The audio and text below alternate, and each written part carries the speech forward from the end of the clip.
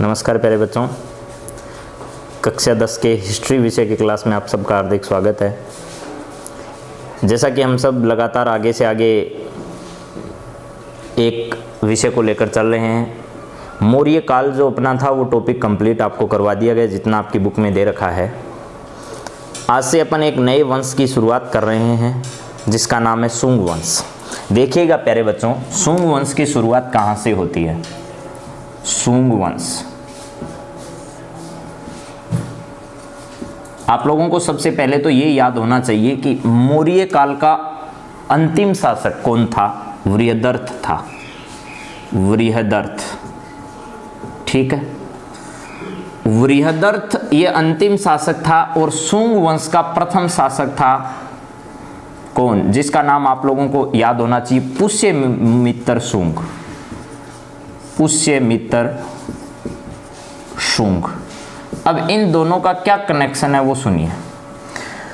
वृहदर्थ का मुख्य या प्रधान सेनापति था पुष्यमित्र शुंग, और मौर्य काल जब अपने पतन की ओर था, जब यहाँ यवनों का, कुषाणों का, हुणों का आक्रमण हो रहा था लगातार, तो पुष्यमित्र शुंग इसका प्रधान सेनापति था वृहदर्थ का। इनकी योजनाएं उदार प्रवृत्ति की थी। जब इनका पतन होने जा रहा था तो मुख्य सेनापति जो पुष्यमित्र शुंग था वो इन सबको हमेशा राय देता राज्य की सुरक्षा के बारे में, लेकिन पुष्यमित्र वृहदर्थ जो था वो सम्राट था, वो उनकी बातों पर ज़्यादा ध्यान नहीं देता था। इस वजह से पुष्यमित्र शुंग ने एक दिन क्या किया, सेना के निरीक्षण के बहाने, जब सेना की परेड हो रही थी, जैसे आजकल आप देखते होंगे, जैसे प्रधानमंत्री और राष्ट्रपति जैसे 15 अगस्त और 26 जनवरी को सेना के सामने परेड की सलामी लेते हैं। इस सलामी के दौरान पुष्यमित्र शुंग ने जब वृहदर्थ को इस सेना का अवलोकन करवा रहा था या निरीक्षण करवा रहा था, सलामी की परेड दिलवा रहा था, उस समय पुष्यमित्र शुंग ने वृहदर्थ की क्या कर दी, हत्या कर दी। और वृहदर्थ की हत्या करने के बाद मौर्य वंश का पतन हो गया, यानी मौर्य वंश का अंत हो गया, और पुष्यमित्र शुंग ने एक नए वंश की स्थापना की जिसका नाम रखा उसने शुंग वंश। ये ब्राह्मणों से संबंधित वंश है, यानी पुष्यमित्र शुंग एक ब्राह्मण था, और इन सब लोगों के इधर आप लोगों ने देखा होगा बौद्ध धर्म का बहुत ज़्यादा प्रचलन था। तो यहाँ पुष्यमित्र शुंग जो था उसके बारे में ये कहा जाता है कि पुष्यमित्र शुंग ने बौद्ध धर्म पर बड़े आरोप किए, अत्याचार किए, बौद्धों के महाविहार जो स्तूप थे उनको नष्ट करवाया, और बौद्ध प्रचार करने वाले जो संत थे उनकी क्या करवाई, हत्या करवाई। किसके बारे में कहा जाता है, पुष्यमित्र शुंग के बारे में कहा जाता है। पुष्यमित्र शुंग जो है इसने एक अश्वमेध यज्ञ करवाया था। क्या करवाया था, अश्वमेध यज्ञ। अश्वमेध यज्ञ। अब आप लोगों को मालूम है पहले एक राजा अश्वमेध यज्ञ करवाया जाता था और उसमें एक घोड़ा छोड़ा जाता था। क्या छोड़ा जाता था, अश्व या घोड़ा छोड़ा जाता, और जितने क्षेत्र में वो घोड़ा घूम लेता था, और अगर उसको कोई राजा या कोई सैनिक पकड़ता जहां तक नहीं था वहां तक उस राजा का क्या होता था, क्षेत्र होता था। तो आप लोगों को यह जानकारी होनी चाहिए कि पुष्यमित्र शुंग ने क्या किया था, अश्वमेध यज्ञ। अश्वमेध यज्ञ का मतलब यज्ञ करते हुए उसमें घोड़ा छोड़ा जाता था, और घोड़ा जिस जिस सीमा में घूम लेता था वो सीमा किसकी हो जाती, उस राजा की हो जाती। तो ये कार्य किसने किया था, पुष्यमित्र शुंग ने। किसकी देख रेख में किया था, तो आजकल आप लोग गली गली में एक नाम सुनते होंगे, पतंजलि। तो पतंजलि जो थे उन पतंजलि की देखरेख में किया था। पतंजलि की देखरेख में क्या किया था, अश्वमेध यज्ञ किया था। किसने, पुष्यमित्र शुंग ने। अब पतंजलि का एक जो ग्रंथ है महाभाष्य जिसका नाम है, उस महाभाष्य में इसका जिक्र मिलता है। महाभाष्य, पतंजलि का महाभाष्य इसका पूरा नाम है, पतंजलि का महाभाष्य है, उसमें जिक्र मिलता है कि अश्वमेध यज्ञ किसने किया था, पुष्यमित्र शुंग ने किया था, और उसका देख रेख या किसकी देख रेख में किया था, तो महर्षि पतंजलि की देख रेख में किया था। अश्वमेध यज्ञ में घोड़ा छोड़ा जाता है, आप लोगों को यह मालूम होना चाहिए। इसके साथ साथ इसने क्या किया था, जो बुद्ध होते हैं उनके महाविहार जो होते हैं, महाविहार का मतलब, विहार का मतलब ठहरने का स्थान होता था, बौद्धों का जो स्थान था ठहरने का, उनको महाविहार कहा जाता है। उन महाविहारों को क्या करवाया, इसने नष्ट करवाया, और बुद्ध जो प्रचारक थे या बुद्ध जो महात्मा लोग थे, उन बुद्ध महात्मा की क्या करवा देता था, ये हत्या करवाता। अब उसके पीछे कारण था, आप इसको गलत मत समझना। उस जमाने में जब मौर्य काल था, उस समय बौद्ध धर्म का बहुत ज्यादा प्रचार प्रसार होता था। बौद्ध धर्म का प्रचार प्रसार होने की वजह से क्या होता कि जब पुष्यमित्र शुंग उसका प्रधान सेनापति था, किसका, बृहदर्थ का, उसी समय से यह लगातार जारी था कि यवन जो आते थे वो यवन यहां आकर, प्यारे बच्चों तो देखिए पुष्यमित्र शुंग ने अश्वमेध यज्ञ किया था, उसकी जानकारी एक तो पतंजलि का महाभाष्य उससे मिलती है, एक अयोध्या का अभिलेख है। कहां का अभिलेख, अयोध्या का अभिलेख, अयोध्या का अभिलेख। उस अयोध्या के अभिलेख से भी किसकी जानकारी मिलती है, इस बात की जानकारी मिलती है कि पुष्यमित्र शुंग ने पतंजलि की देखरेख में क्या किया था, अश्वमेध यज्ञ किया था। तो दोनों बात याद रखनी है। पुष्यमित्र शुंग संस्थापक है शुंग वंश का, जिसने मौर्य वंश के अंतिम शासक वृहदर्थ की हत्या करके और क्या बना, वो शुंग वंश का संस्थापक बना। उसने अश्वमेध यज्ञ किया पतंजलि की देखरेख में। इसकी जानकारियां दो जगह मिलती है, पतंजलि के महाभाष्य में और अयोध्या का एक अभिलेख है उसमें। महाविहारों को बौद्धों से संबंधित जो बौद्ध विहार थे उनको नष्ट करवाया, यानी बौद्ध भिक्षुओं की हत्या भी करवाई। क्यों करवाई, उसकी वजह थी, उसका एक कारण था। कारण ये था प्यारे बच्चों कि सबसे पहले जो यवन आक्रमणकारी आते थे, वो यवन आक्रमणकारी यानी अफगानिस्तान वाले क्षेत्र से, बैक्ट्रिया जिसको कहा जाता था उस समय, वहां से जो आते थे उनको ये बौद्ध भिक्षु जो थे अपने महाविहारों में शरण देते, और शरण देने के साथ साथ ये क्या करते, उनको बौद्ध भिक्षुओं के रूप में परिवर्तित भी कर देते, उनका वेशभूषा भी बदल देते। फिर ये यवन आक्रमणकारी यहाँ रहकर, यानी इन लोगों के अंदर घुल मिलकर और शुंग वंश को क्या करते, कमजोर करने की कोशिश करते थे और फिर इन पर आक्रमण करते थे। इस वजह से पुष्यमित्र शुंग ने इन पर क्या किया था, आक्रमण भी किया था और इनकी हत्या भी करवाई, और महाविहारों को क्या करवाया, इसने नष्ट करवाया। ऐसे नहीं कि आप एक लाइन याद कर लो कि महाविहारों को नष्ट करवाया और बौद्ध भिक्षुओं पर उसने आक्रमण करवाया, तो इसका मतलब तो ये हो गया कि बौद्ध धर्म के विपरीत था। लेकिन उसके पीछे की वजह क्या थी, वो कारण आपको जानना चाहिए प्यारे बच्चों। तो मैंने उसका कारण बता दिया। और ये घटना जो थी, वृहदर्थ की हत्या करके ये जो शुंग वंश का संस्थापक बना था पुष्यमित्र शुंग, जो इसका प्रधान सेनापति था, वो जो चर्चा है वो मिलती है बाण भट्ट जो था उसका एक ग्रंथ है। बाण भट्ट का एक ग्रंथ है, आप लोगों को याद होगा प्यारे बच्चों, बाण भट्ट का एक ग्रंथ है हर्ष चरित। हर्ष चरित, उस हर्ष चरित में किसका वर्णन मिलता है, इस घटना की जानकारी मिलती है कि ये शुंग वंश का क्या था, संस्थापक था। अब इसके अलावा और कौन कौन सी जानकारियां मिलती है वो भी सुन लीजिए। एक जानकारी पुष्यमित्र शुंग के बारे में ये बनती है कि सांची का जो स्तूप है प्यारे बच्चों, सांची का स्तूप आप लोगों को याद होना चाहिए, ये मध्य प्रदेश में है। सांची कहाँ है, मध्य प्रदेश में है सांची।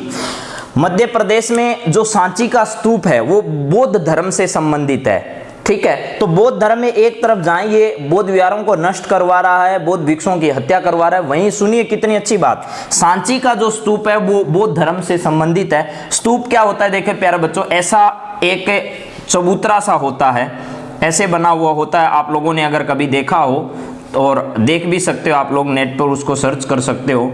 इस प्रकार का एक स्तूप बनता है जिसके अंतर्गत बौद्ध धर्म से संबंधित, भगवान बुद्ध से संबंधित, जो उनके जीवन से संबंधित वस्तुएं थी उनको नीचे रखते हुए उन पर स्तूपों का निर्माण करवाया गया।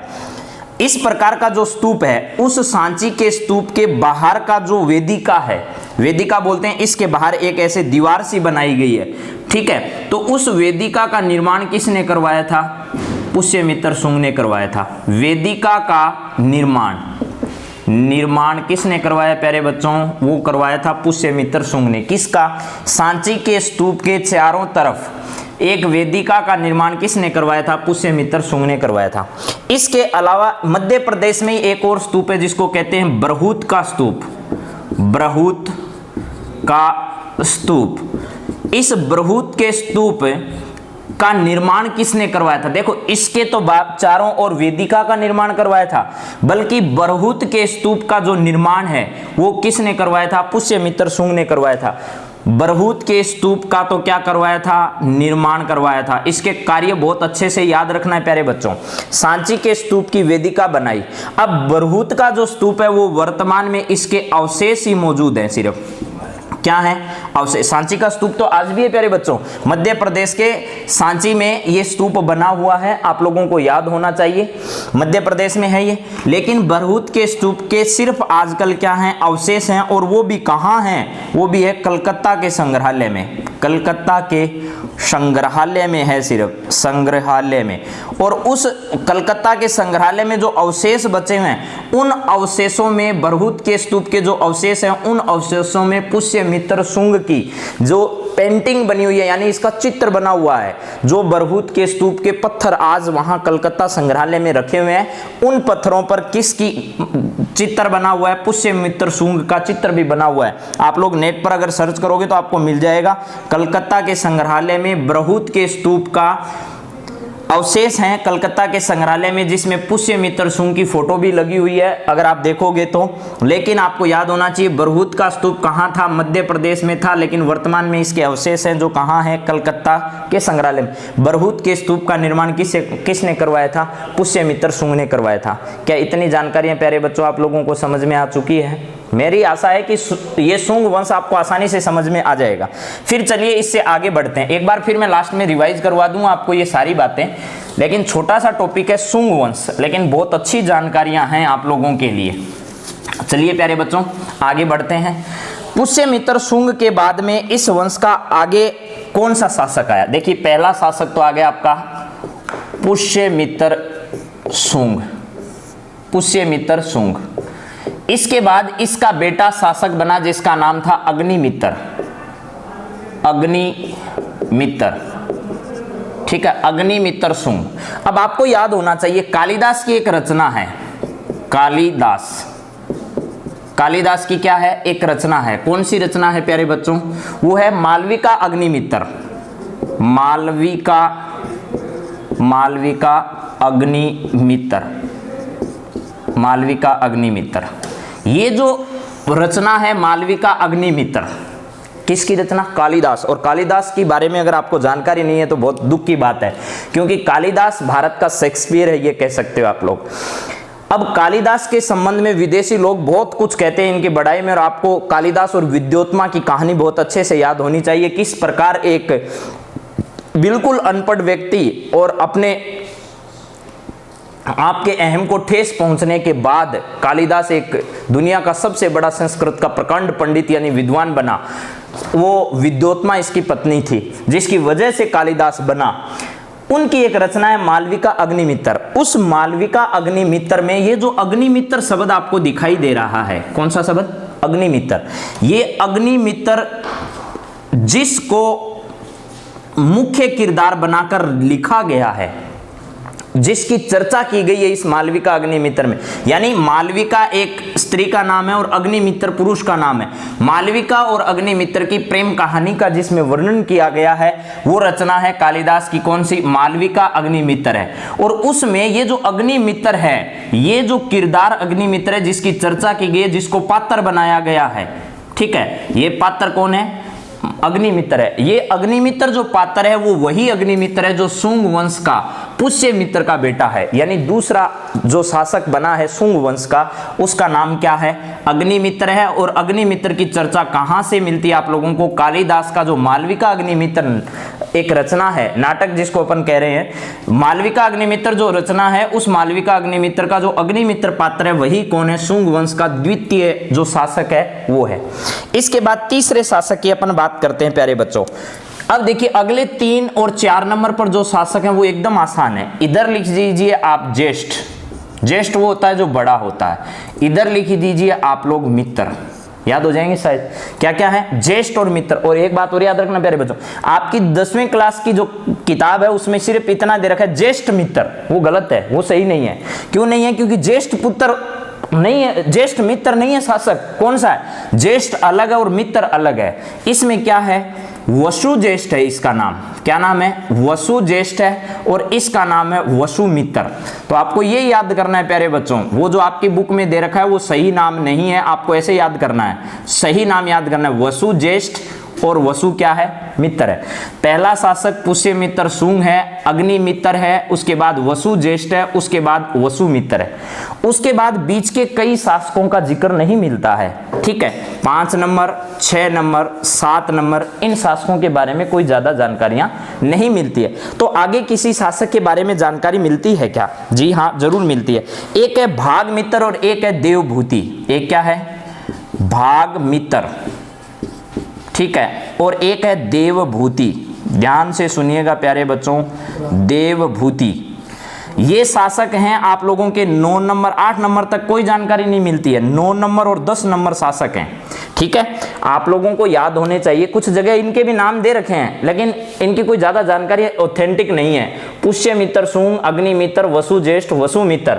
उसके बाद 5 नंबर, 6 नंबर, 7 नंबर के बारे में ज्यादा जानकारियां नहीं मिलती है, लेकिन 8 नंबर के बारे में भी नहीं मिलती। इन चारों के बारे में कोई विशेष जानकारी नहीं है। फिर है 9वां शासक भागमित्र और लास्ट वाला कौन सा है? देवभूति है। अब सुनो, आपकी किताब में इसका नाम भी अलग दे रखा है। इसका नाम दे रखा है भाग्य, इसका नाम दे रखा है भागवत। भाग और वत, भागवत, ठीक है। जो भागवत दे रखा आपकी किताब में वही भागमित्र है। समझ में आ गया प्यारे बच्चों? भागमित्र है। और अंतिम शासक जो है उसका नाम क्या है? देवभूति है। उसका नाम क्या है? देवभूति है। अब देखिए प्यारे बच्चों, आप लोगों को इतना याद होने के बाद ये याद करना है थोड़ा सा। शासक तो अंतिम याद हो गया, भागमित्र, भागवत के बाद क्या है? देवभूति है।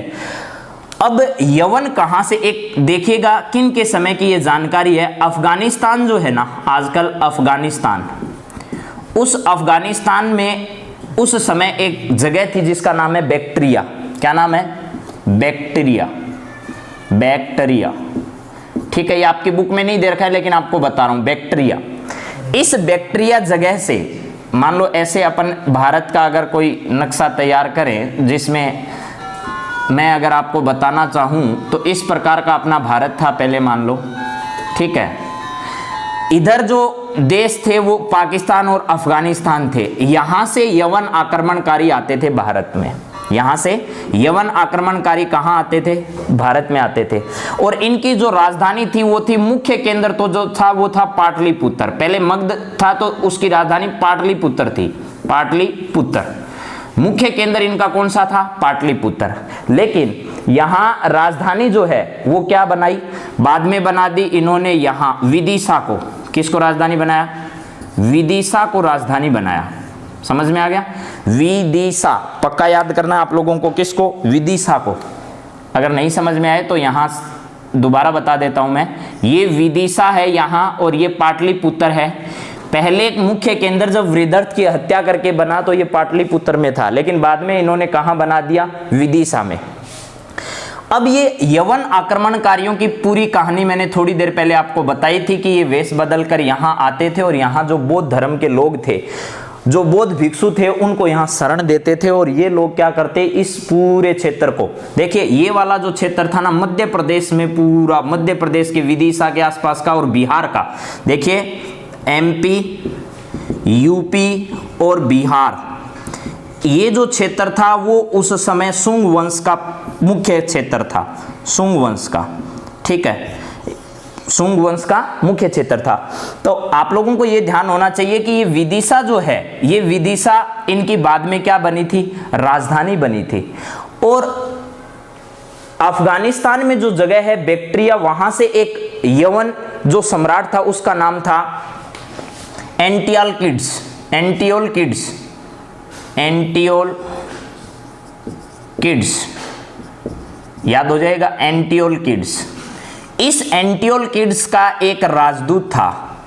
क्या था? राजदूत। वो राजदूत था हेली। क्या नाम था उस राजदूत का प्यारे बच्चों? उसका नाम था, आप लोगों को याद होना चाहिए, हेलियोडोरस। क्या नाम था? हेलियोडोरस। इसका राजदूत जो था वो था हेलियोडोरस। हेलियोडोरस, इस हेलियोडोरस राजदूत को कहां भेजा? यहां विदिशा भेजा गया। और इस हेलियोडोरस ने यहां विदिशा में आकर क्या किया वो सुनिए। यहां एक स्तंभ लगवाया जिसका नाम रखा गया गुरुड स्तंभ। गुरुड स्तंभ क्या लगवाया जी? गुरुड स्तंभ लगाया। और इसने अपने आप को विष्णु का भगत बताया। किसका? विष्णु का।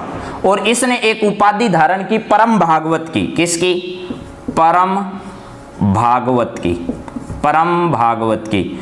और विष्णु को अपना आराध्य मानता था, इसीलिए इसने अपने स्तंभ का नाम क्या लिखा? गुरुड स्तंभ लिखा। अब दोबारा सुन लीजिए इस बात को। ये यवन जो आक्रमणकारी थे, जो यहां आते थे, ये किसके समय में मुख्य रूप से आए थे? वो भागमित्र और देवभूति के समय आए थे। और इनको एंटियोलकिड्स जो यहाँ का सम्राट था, यवन, यवन का मतलब अफगानिस्तान में एक जगह बैक्टीरिया, वहां का था कौन सम्राट? एंटियोलकिड्स। ये एंटियोलकिड्स ने अपने राजदूत हेलियोडोरस को कहां भेजा था? यहां सुंग वंश पर आक्रमण करने के लिए भेजा था, लेकिन इसने यहां से राजधानी विदिशा को ट्रांसफर कर दिया और गुरुड स्तंभ लगवाया इसने विदिशा में। गुरुड स्तंभ जो किसका प्रतीक है? विष्णु भगवान का। और ये विष्णु को अपना आराध्य मानने लगा। और इसने कौन सी उपाधि धारण की? इसने उपाधि धारण की परम भागवत की। कौन सी उपाधि प्यारे बच्चों? परम भागवत की उपाधि धारण की। आपको ये बात समझ में आई होगी। आपकी किताब में ये एंटियोलकिड्स है, राजदूत है, हेलियोडोरस है, अफगानिस्तान है, यवन है, बैक्टीरिया है, विदिशा है, गुरुड स्तंभ है, विष्णु, परम भागवत, ये सब नहीं दे रखा है। लेकिन मैंने आपकी जानकारी के लिए बताया है कि इनके पतन का मुख्य जो कारण बने थे, यानी इनके समय में सबसे ज्यादा जहां से आक्रमण हुए थे वो थे यवन। यवन का मतलब है वो बैक्टीरिया, अफगानिस्तान वाली जो जगह है उसको बैक्टीरिया कहा जाता है। अब देखिए हुआ क्या कि अंत में इस सुंग वंश का भी पतन कैसे हुआ। यहां अंतिम शासक कौन सा है? देवभूति है। कौन है? इसका अंतिम शासक कौन है? देवभूति, सुंग वंश का। इस देवभूति का एक मंत्री था, उस मंत्री का नाम याद हो जाएगा आपको एकदम आसानी से। यहां से एक शब्द है वसु, वो उठाओ, और यहां से एक शब्द है देव, वो उठाओ। वसुदेव, जिसका नाम क्या था प्यारे बच्चों? वसुदेव। वसुदेव। इस वसुदेव नामक शासक मंत्री ने, किसका मंत्री था? देवभूति का। इस देवभूति के मंत्री वसुदेव ने क्या कर दिया साहब? इस देवभूति की हत्या कर दी। किसकी हत्या? देवभूति की। इस देवभूति की हत्या कर दी किसने? इसके ही मंत्री ने। और मंत्री ने इसकी हत्या करने के बाद यहां एक नए वंश की स्थापना की जिसका नाम क्या था? कण्व वंश था। कौन सा वंश? कण्व वंश। ये कण्व वंश भी किससे संबंधित है? ब्राह्मणों से संबंधित है। इसका मतलब आपको ये पूछा जाए कौन सा धर्म इनके समय में प्रबल था, तो ये बौद्ध धर्म का तो विरोधी हो गया। कौन? पुष्यमित्र शुंग। लेकिन क्यों विरोधी था उसका कारण बता दिया। तो इसने कौन से धर्म का प्रचार प्रसार किया, कौन से धर्म को बढ़ावा दिया? तो वो था वैदिक धर्म, जिसको आजकल अपन सनातन धर्म कहते हैं। वैदिक धर्म, उस वैदिक धर्म को सबसे ज्यादा प्रचारित और प्रसारित किया। प्यारे बच्चों, एक बार फिर मैं ये सारी जानकारी आपको बता देता हूँ। सबसे पहले शुंग वंश की स्थापना कैसे हुई? आप लोगों को याद है मौर्य वंश का अंतिम शासक जो था वो था वृहदर्थ। वृहदर्थ का प्रधान सेनापति जो था उसका नाम था पुष्यमित्र शुंग। उस पुष्यमित्र शुंग ने जब यहाँ पर यवनों का आक्रमण होने लगा और यहाँ की स्थितियां कमजोर होने लगी, तो इस कमजोर स्थिति को कौन बर्दाश्त नहीं कर पाया? पुष्यमित्र शुंग बर्दाश्त नहीं कर पाया। और इसने सोचा जब शासक कुछ नहीं कर रहा है तो मैं कुछ न कुछ करूं ना। इसने अपनी सेना के निरीक्षण करवाने के समय ही वृहदर्थ की हत्या कर दी और स्वयं को सम्राट घोषित कर दिया और नए वंश की स्थापना की, जो क्या बना? शुंग वंश बना। उस शुंग वंश के संस्थापक पुष्यमित्र शुंग के बारे में जानकारियां, एक आपको बताया बाण भट्ट का हर्ष चरित्र है, उससे इसकी जानकारी मिलती है। पतंजलि का महाभाष्य, वहां से जानकारी मिलती है। अयोध्या का जो स्तंभ है वहां से इसके बारे में जानकारियां मिलती है। आप लोगों को ये सब बात मैंने बता दी। अब देखिए उसके बाद इसने क्या क्या करवाया? सांची के स्तूप की वेदिका का निर्माण करवाया। उसके बाद इसने बरहुत के स्तूप का क्या करवाया? निर्माण कराया। बरहुत का स्तूप भी एमपी में था, लेकिन वर्तमान में इसके सिर्फ अवशेष उपलब्ध है, और जो कहाँ है वो भी है कलकत्ता के संग्रहालय में, आपको याद होना चाहिए। इसके बाद देखिए इसके समय में और क्या क्या कहानियां हुई। आप लोगों को याद है बौद्ध धर्म से संबंधित जो महाविहार थे उनको नष्ट करवाया, बौद्ध भिक्षुओं की हत्या भी करवाई। क्यों करवाई? उसके पीछे कारण ये था कि इन्होंने यवनों को यहाँ शरण दी थी और यवनों को शरण देने के कारण ही उसने ऐसा करवाया था। अब अगली बात सुनिए, उसके बाद उसका ही पुत्र जो था वो था अग्निमित्र, जो कालिदास का जो नाटक है मालविका का अग्निमित्र उसमें जानकारी। उसके बाद वसुज्येष्ठ वसुमित्र, उसके बाद शासक बने भागमित्र भागवत, और अंतिम शासक जो था वो था देवभूति। देवभूति के ही एक मंत्री थे वसुदेव, वसुदेव ने इनकी हत्या कर दी और हत्या करके इस वंश का समूल नष्ट कर दिया और नए वंश का नाम रखा उसने कण्व वंश, वो भी ब्राह्मण था। तो आपको याद होना चाहिए शुंग वंश के संस्थापक भी ब्राह्मण थे और ये भी ब्राह्मण थे। चलो बच्चों, आज की क्लास में इतना ही, अगली क्लास में